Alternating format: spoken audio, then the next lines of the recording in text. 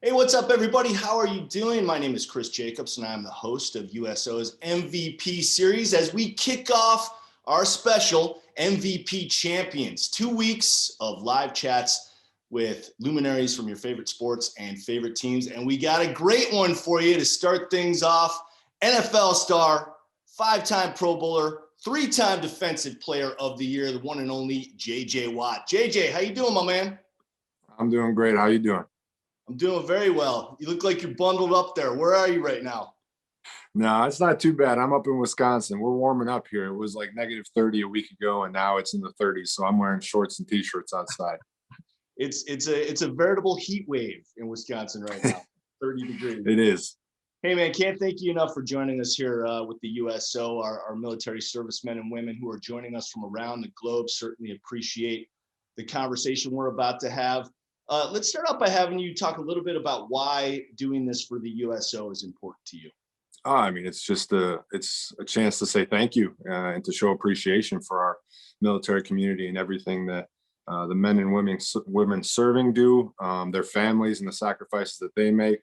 I was fortunate enough my first or second year in the league to go over to Afghanistan and do a USO tour and visit with families. And I've been fortunate enough throughout my whole career to have met and become friends with many people in the community. And it's just, I'm very, very thankful. As athletes, I've said it before, as athletes, we often get headlines and we often get fame and praise that we don't necessarily deserve. The people who deserve it are those who defend and protect our freedom. And I'm just so thankful for that. So anytime we can shine a light on them, I would love to do so. That's well said. Absolutely. We want to remind everybody who is joining us that you can ask JJ a question.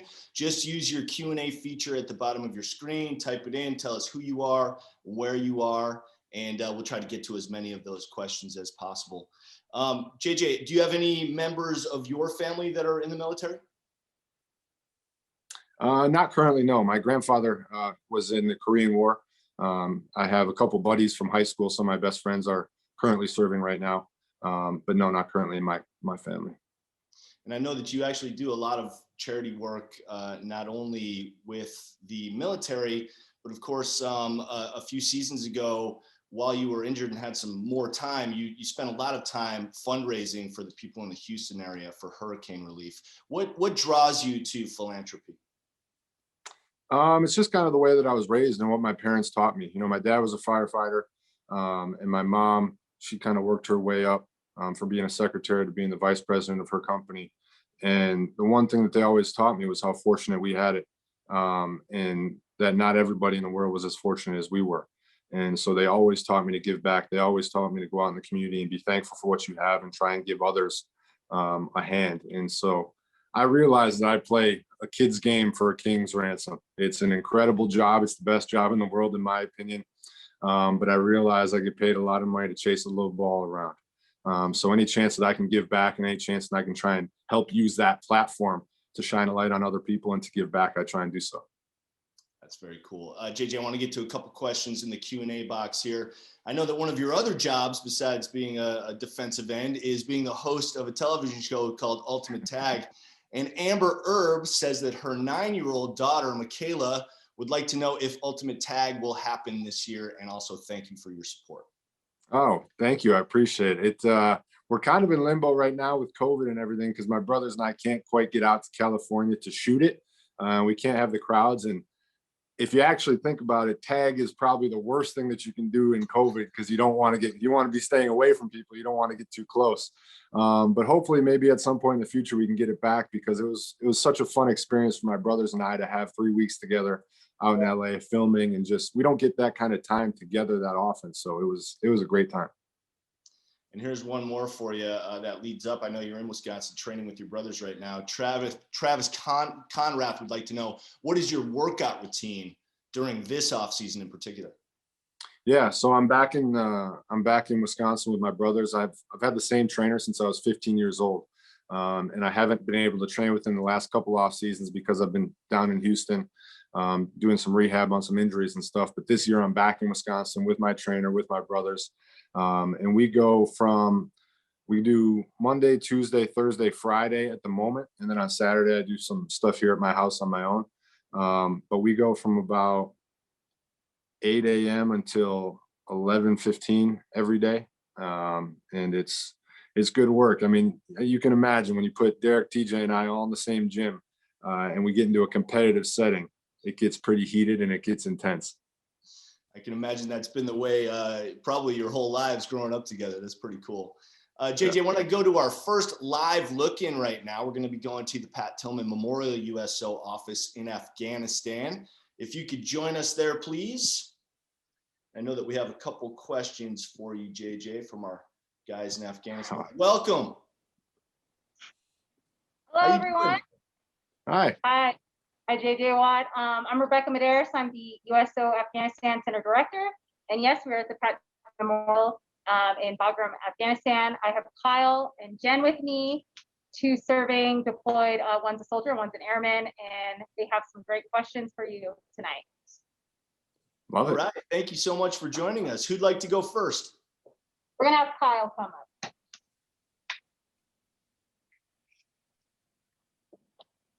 How's it going, JJ? How are you doing? Merton, Wisconsin. So I grew up right down the street from you. Yeah. My dad actually went to high school with your dad, so that's kind of cool. Really?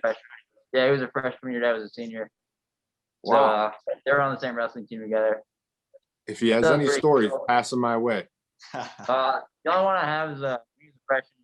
One time, his first varsity match, he said your dad, like, you know, he knew no one on the varsity team, so your dad like helped him out and everything. He said that he thought it was pretty cool, and he was always a good guy. He said so. Awesome. That's great. Yeah. My first question for you is: did you like playing in the NFL or at UW better? Oh, that's a really good question. That's a really good question. They're two totally different experiences. You know, college is, especially at Madison, it's like that atmosphere where the students are going crazy and you have the Camp Randall and the history and the tradition of everything that's gone on in Madison. And obviously I grew up 45 minutes away from Camp Randall. So the opportunity to step onto that field and play for Wisconsin was unbelievable. And then in the NFL, I started out, I've never been to Houston before. I didn't really know much about it. And then the fans took me in as one of their own and treated me like family. So it was just an unbelievable experience down there. So, I mean, that's tough. In the NFL, you get paid. So I'm not going to lie to you. That is a little bit better. But all things considered, I mean, Camp Randall on a night game on a big stage with College game day in town, it's tough to beat that. Yeah. Yeah, I grew up as ever since you played at the Wisconsin, I was always a big fan of yours. So thank you. I appreciate it. So, thank you. My next question is, what was your favorite game when you were playing in college, as well as your favorite game in the NFL? In college, we played against Ohio State when they were #1 in the country. It was at Camp Randall. It was a night game. College game day was in town. And David Gilreath took the opening kickoff back for a touchdown. And the energy and the intensity and the sound in that stadium was unlike anything I've ever seen. And I was sitting on the bench because I was on defense and we were getting the opening kickoff. So once he ran it back, all of us on the bench got up and sprinted to the end zone and we're just jumping and going crazy. And it took me a good 4 to 5 minutes to get myself calmed back down to be able to go back and play the game. I mean, I gassed myself and I had to find some new energy reserve tanks to go back out there and play, but that game was great. And then NFL, man, that's tough. One of the most memorable ones will always be my rookie year in the playoffs, our first ever playoff game for the Houston Texans. They'd never been to the playoffs before, and I got a pick 6 against the Cincinnati Bengals. That'll always be special to me because of what it meant to Houston, and also it was my rookie year and I got a chance to kind of introduce myself to the fan base. Ryan, thank you very much for your question, man. We appreciate it. I know somebody else has a question there for JJ as well. So if they'd like to step up and ask him the question, that's great. By the way, JJ Watt scored 5 touchdowns in one season. So that's pretty badass.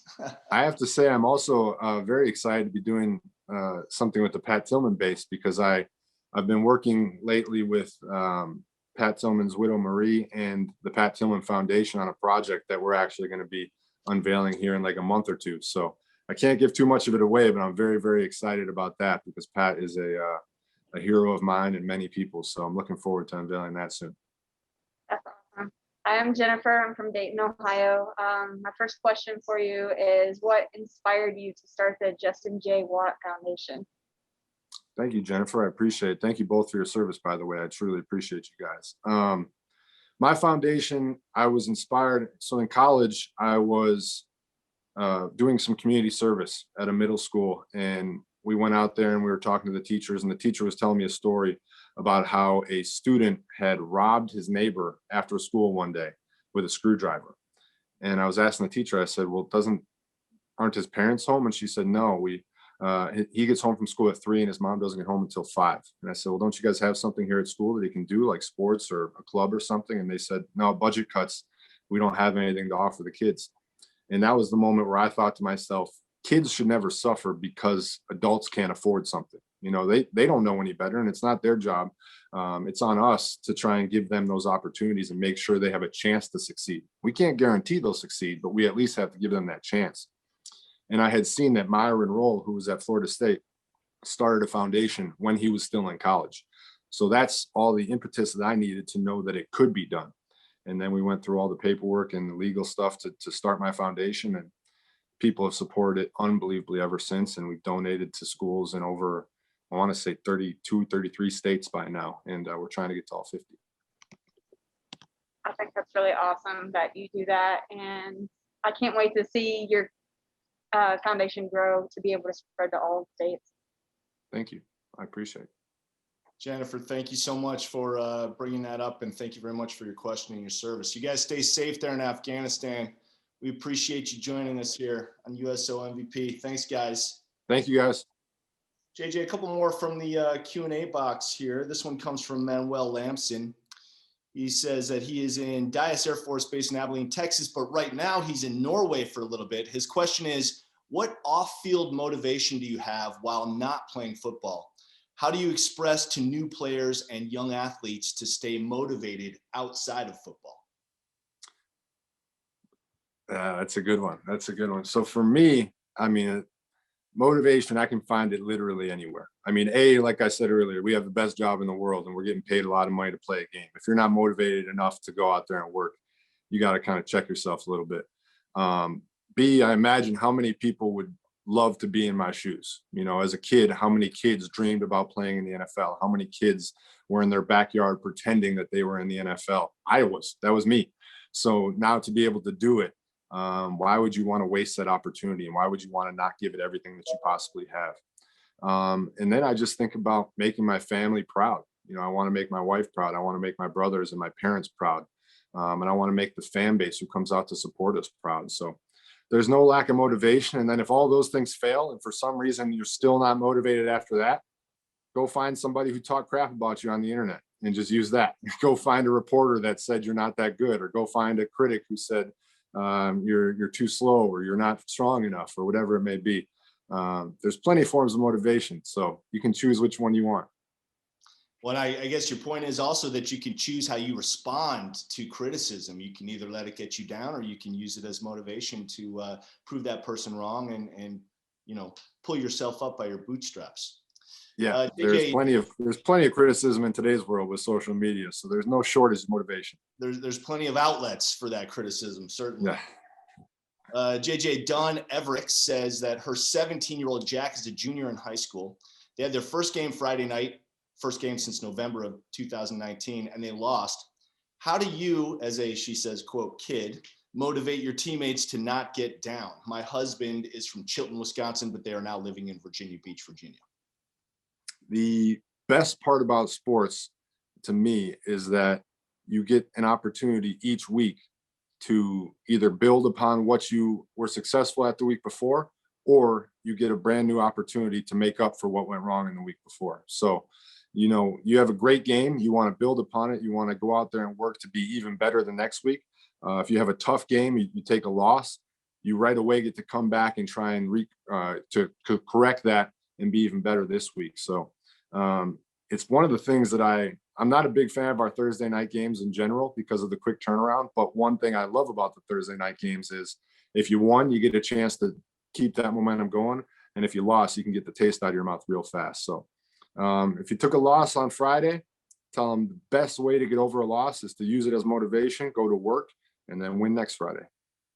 I like it. This is a great question, JJ. Your wife, of course, is a professional soccer player. So Ashley Toten wants to know, who is a better athlete, you or your wife? Oh, Ashley. I mean, if I said anything but my wife, I get my kicked. I'm going to be honest with you. So it's my wife, and it's the truth. She's incredible. And it's one of my favorite parts about our marriage is that we can work out and train together and push each other to be better. And every single day we can have conversations about what's going on in our lives. You know, she's at practice right now. And every day we talk, how'd practice go? How'd you feel? And if one of us is feeling down, the other one can pick them up.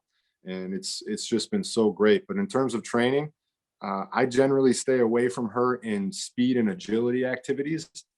And then I challenge her in strength activities. So that's where I try and push the buttons because I think those are my biggest advantages. That's a good balance. Definitely helpful in a relationship. JJ, I want to go to our next live look in. This time we are going to the U.S. office at Kaiserslautern in Germany. If you would please join us there in Germany. What's happening, everybody? Hello. All right. Hey, JJ, thanks for joining us. We're in Kaiserslautern, Germany. This is Task Force Volkoven. Over 300 soldiers here. They spend their first 10 days in Germany here at the DPC due to COVID. So we got some of those soldiers joining us here today, and they're ready to ask you some questions. Thank you for joining us. All right. Thank you, guys. Appreciate your service. Hey, what's going on, JJ? Can you hear me? Yes, indeed. Go ahead. Okay. Yeah, my name is Amari. I'm from Savannah, Georgia. And my question for you is, leading into a game, like, what's a go-to song for you to get you pumped up and ready to, get out there and hit people? It's a good question. It changes from week to week. It depends on what I want. But I would say if I had to pick one over the course of my career, I mean, this is going to be pretty stereotypical for myself and an athlete, but Eminem Lose Yourself will never fail to get me ready to roll. I mean, just you only get one moment, you only get one shot. I mean, that's all I need. If I'm having a rough morning, I'm going to go with that. That's good. Thank you. That's No great. problem. That's a good one. And hey, guys there in Kaiserslautern, if you could just stand a little bit closer to the microphone so we can get your audio really cleanly. Thank you. Hey, JJ, how's it going? This is Good. Robert. Thanks for joining us. First off, I want to ask you, how you handle adversity? What techniques do you have? What strategies do you use in your professional and personal life when you're dealing with adversity? Unfortunately, I have a lot of experience with adversity throughout my career. I've had a few injuries I've had to go through and different things. And the only way that I know how to do it is to look at it as a challenge. I look at it as a mountain that I have to climb, and it's one step at a time. And it's not sexy. It's not the most exciting answer in the world, but every single day I'm either getting closer to my goal or I'm getting further away from my goal. And so every day I'm just trying to take a little step. And so I'll take one of my surgeries, for example, like the day after surgery for my broken leg, there was nothing that I could do except for ice it. And they said, try and squeeze your quad. So I'm just laying in bed trying to squeeze my quad. And so if that's the only thing that I can do, I'm going to squeeze it all damn day. And I'm going to be the best quad squeezer there is. After one of my back surgeries, they said for 3 months, you're not allowed to do any workouts except for walk. So if that's all I can do, I walked 12 miles a day every single day. Because like whatever I'm allowed to do, I'm going to do that to the best of my ability. And just whatever I can do to get one step closer to my goal today, that's what I'm going to do. Awesome. Thanks. Thank you. Appreciate your question, man. Hi, JJ. My name is Jack. I'm from Marion, Ohio. And I guess the one question I have for you is, who's your favorite NFL quarterback to sack? The next one. I like whoever's back there holding the ball. I don't care who it is. I don't care if they're running a flea flicker, it's a running back. I don't care if it's a wide receiver on a reverse trying to pass. Whoever's got the ball in the backfield, that's the next person that I want to sack. Let's see, favorite over the course of my career. I'm trying to think. I don't even know who I've had the most against. I would imagine it's got to be somebody in our division when I was down in Houston, either the Colts, Titans, or Jaguars. But whoever's next, man, whoever's next. Thank you. Well, I know Tannehill and Andrew Luck probably are in the upper half of that list, I'm sure. I think so. Hey, JJ, well, my name is Ryan from San Diego, California. And my question for you is, growing up, who inspired you to go to the NFL? And what position did you play? So my inspiration, so I actually started out as a hockey player when I was a kid. So I wanted to play professional hockey. I didn't, and then it was baseball. I was throwing, as a sophomore in high school, I was throwing like 89 miles an hour. And so I was trying to I just wanted to be an athlete. All I knew is I wanted to be an athlete because I love sports. And in terms of football, Reggie White, I grew up in Wisconsin. So Reggie White and Brett Favre were kind of the big guys at that time. Packers won the Super Bowl in '97. And it was that was the hype then. And I loved watching those guys play. But what really motivated me to be an athlete was just my parents, watching them work and them telling me that I could do whatever I wanted to do. I think them putting that belief in me. And then also, the honest truth is, there's one person ever from my high school that went to the NFL. His name is Chris McIntosh. And there were only 2 Division I football players ever from my high school before me. But all I needed was that ability to know it could be done. I just needed to know it was possible. And once I knew it was possible, then I was going to make it happen. Right on. Thank you for your time. Appreciate your question. I know we have one more there. Yes, just one more question. How are you doing, JJ? My name is Cameron. I'm from Augusta, Maine. And if you had to change anything from your career, what would it be and why? If I had to change anything from my career, I'd win a Super Bowl every single year. That's what I would change. But as an athlete, I think athletes, we always have regrets. Somebody that tells you that they don't have regrets, I love to shake their hand because that's unbelievable. I said, I'm a lot smarter in year 10 than I was in year 1. So I know a lot more now. And there's a lot of things that I would go back and do differently, from workouts to pass rush moves to all sorts of things. That's cool. Hey, we thank you guys in Germany for joining us. Really appreciate you. You guys stay safe, stay healthy. Thanks again. JJ, a couple more from the Q&A box. This one comes from Bethany Hassett. And she wants to know, could you talk about your parents' involvement as you were growing up? What do you think were the biggest impacts on what got you to where you are today? Asking as a parent of a kid who will not go pro but loves your character, and she wants to help that.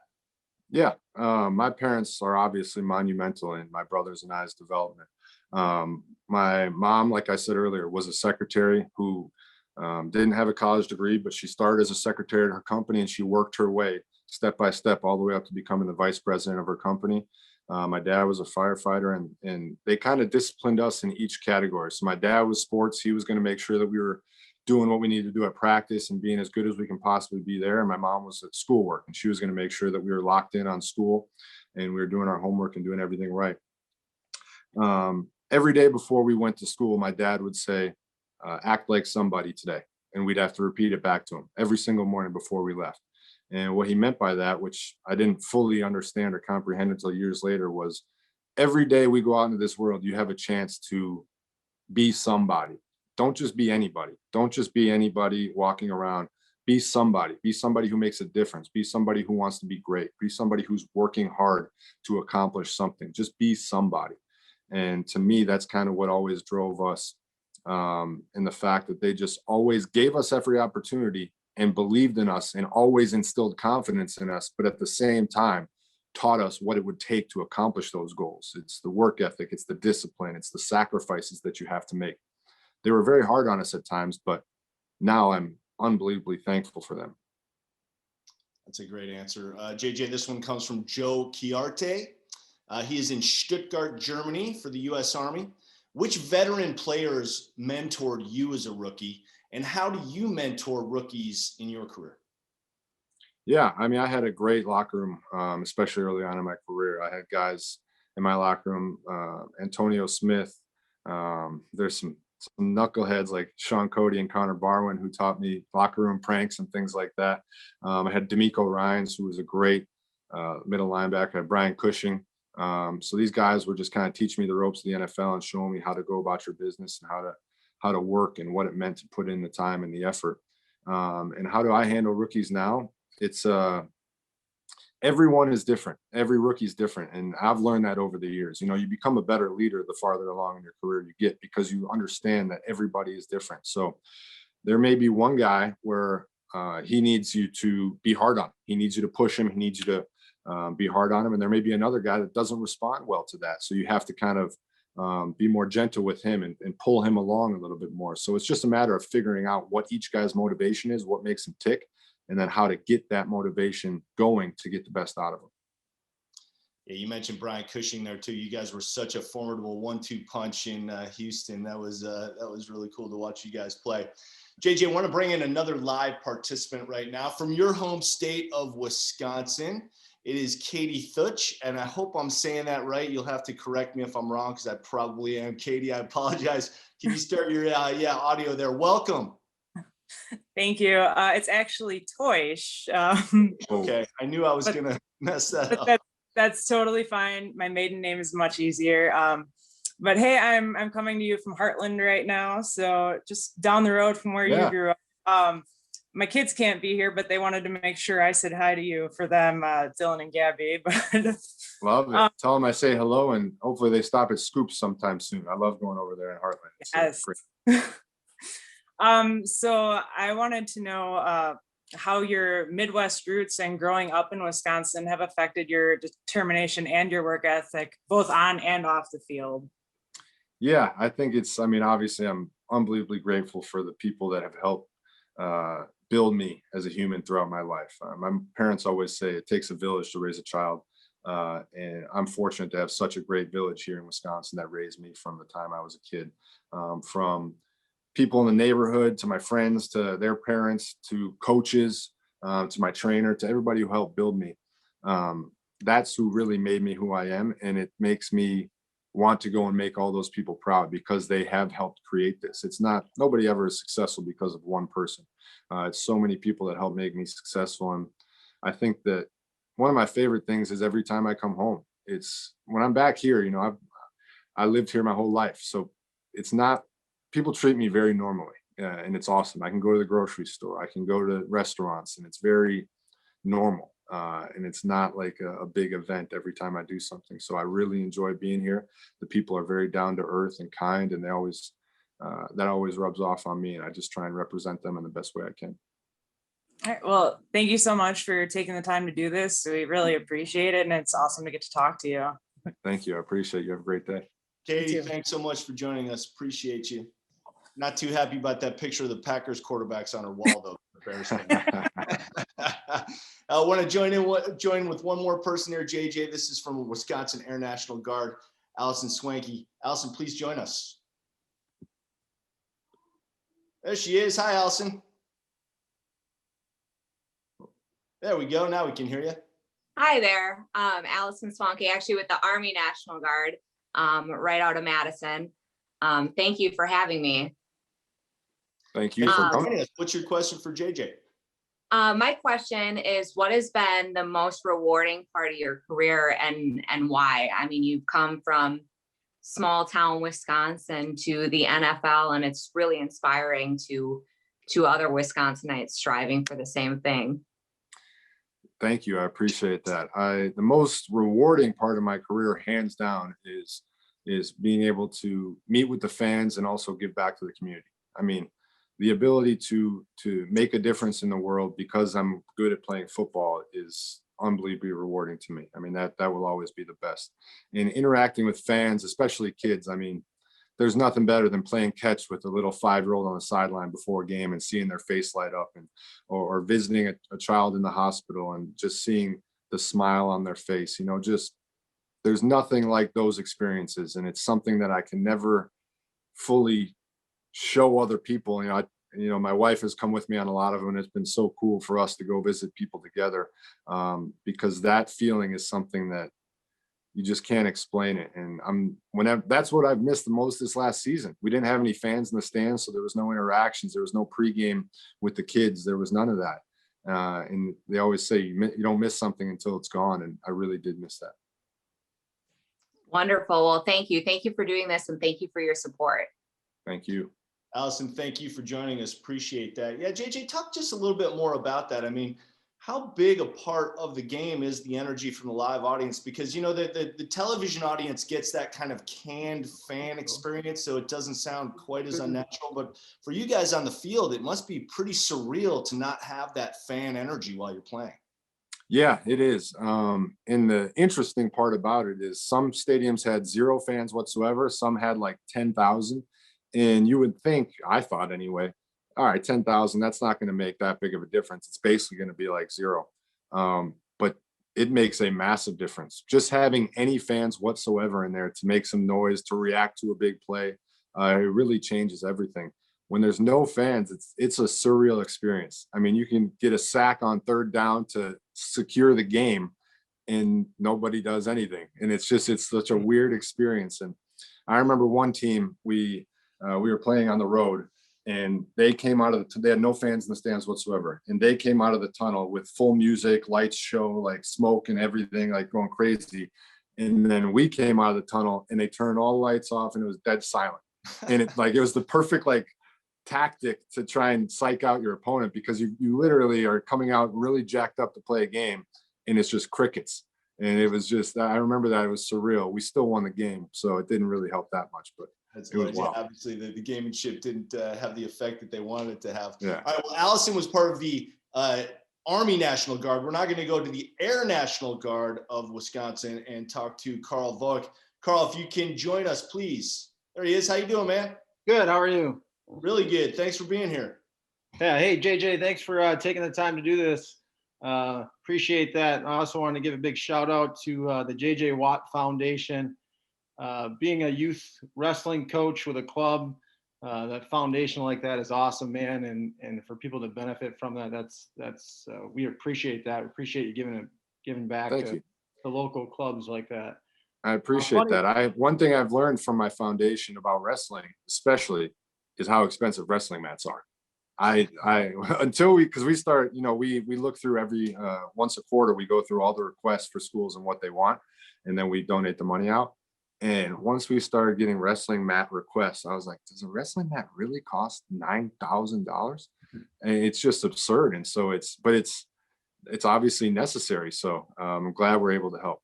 Right. And I can tell you those clubs appreciate that. It's funny, the thing you and Chris were just talking about, I was watching a YouTube video of you mic'd up talking about, you were on the bench and you were talking about how you could hear the blimp come over the stadium this year, and that's how quiet it was in the stadium. My question I wanted to ask you about is kind of going back to when JJ Watt was a little kid, and a lot of, being a coach, there's a lot of kids that tend to get specialized in sports, right? Mm-hmm. And I just wanted you to talk a little bit about all the sports that you were exposed to growing up and all the sports that you did when you were in high school. Some people might not know that big star like JJ Watt played a lot of different sports when he was in high school. He didn't just play football. So if you could talk about that, I think that'd be great for a lot of kids out there to hear everything that you were exposed to. No doubt. I am a big believer in playing as many sports as you can as a kid. I'm not a fan of specialization. I think that in certain very specific circumstances, it can be successful, but I believe in getting a kid involved in as many sports as possible, not only from an athletic building standpoint, from trying to get your body to learn different movements, to learn different activities, to use different muscles and to grow in different ways, but also just from a developmental standpoint, have fun, play with your friends, do different sports, be around different teammates and coaches, and be exposed to different things, because you have no idea what you're going to like and what you're not going to like. And you may make it to the NFL, you may make it to the NBA or the MLB, you may not. But I can tell you one thing, you'll have those memories for the rest of your life. And that's one thing. My best friends today are from my high school athletic teams. I'm going on a trip in the future with some of my buddies from high school. That is my closest group of friends, because you never have a time like that again in your life. It's the innocence and just playing for the love of the game. I started, like I said, playing hockey. I started skating when I was 3 years old.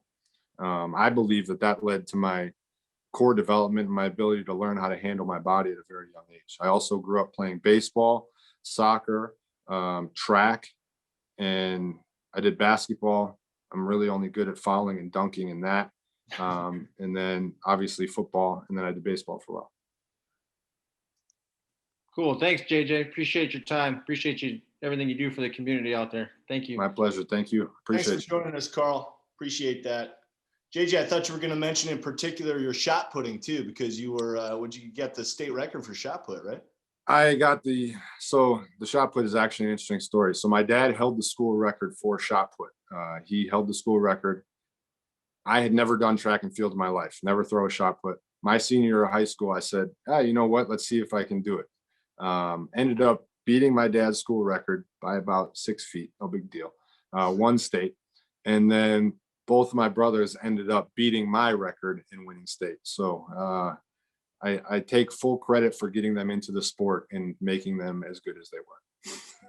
The shot put, the genes are deep in the Watt family for the shot put skills. I like Yeah, there's some sort of genetic thing that we can throw a heavy ball really far. I don't know. All right, a couple more from the Q&A box here for you, JJ. This one comes from Clara Jenkins. She is in Naples, Italy.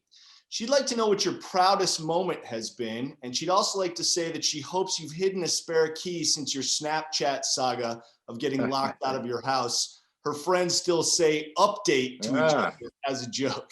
That's a true fan right there. That's an old school reference. I love it. Thank you for that. That was a good time. You would think I hid a spare key, but I literally locked myself out of my own house 4 days ago. So no, I have not learned anything from my saga. I forgot the original question. Proudest moment. What is my proudest moment? Yeah. My proudest moment. Oh man.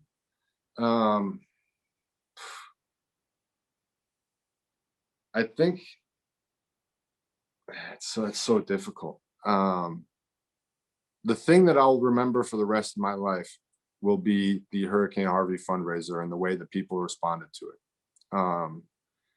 Not because of anything that I did, not because of anything to do with me, but to see humanity step up in such a massive way.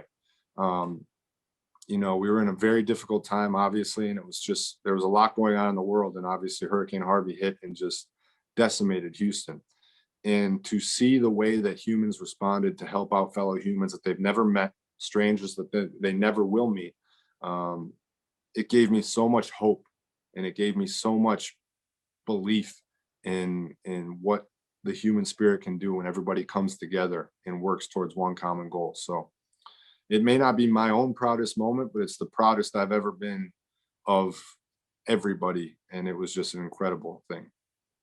That's very cool. And it was such a noble thing for you to do, and much appreciated by everybody. JJ, Parker McNamee is 11 years old. He says he's a Chiefs fan, but you are his favorite player.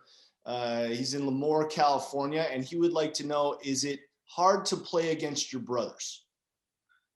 No, it is not. It is interesting to play against my brothers because for many different reasons. I mean, it's cool. Like there was a time when we were playing the Steelers last season where I was just sitting on the bench before the game, kind of getting ready, and they were warming up in the other end, and you just look over and you're like, those are my little brothers. Like, we used to literally do this in our front yard, and now we're doing it on the biggest stage you can possibly do it on. But then once the game starts, it's football.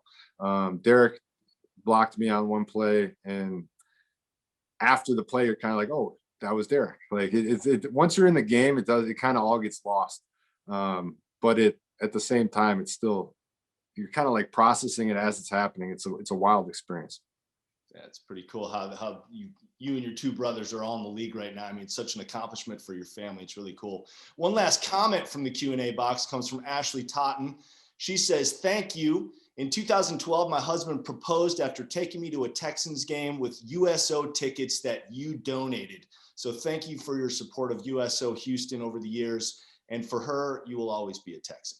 JJ, I'd like to let you know that we have people joining us from Kentucky, North Carolina, Texas, South Korea, Germany, Virginia, Japan, Illinois, Arizona, Missouri, Hawaii, Nevada, Qatar, Guam, Delaware, Colorado, Rhode Island, Kansas, New Jersey, Spain, Arkansas, Kuwait, Turkey, Afghanistan, and New Mexico. So this is truly worldwide experience. And I can't thank you for joining us, JJ. This has been a really fun conversation. I want to give you a couple minutes to offer some words of support and encouragement to all of our servicemen and women. Yeah, I just want to say thank you on behalf of myself, my family, everybody here. We cannot thank you guys enough. I mean, the sacrifices that you make, the sacrifices that your families make, all in the selfless way to protect our freedoms and to allow us to live the lives that we do. I will forever be grateful for that. You guys are the true heroes. You deserve the praise, the recognition, the glory. And I'm very, very thankful and appreciative. I hope you all stay safe. I hope you all come home safely. And thank you so much for everything that you do. Thank you, JJ. We really appreciate you participating today. And thanks to everybody for joining today. Please check out uso.org/MVP for more information on upcoming USO MVP entertainment events. And we will see you on down the road.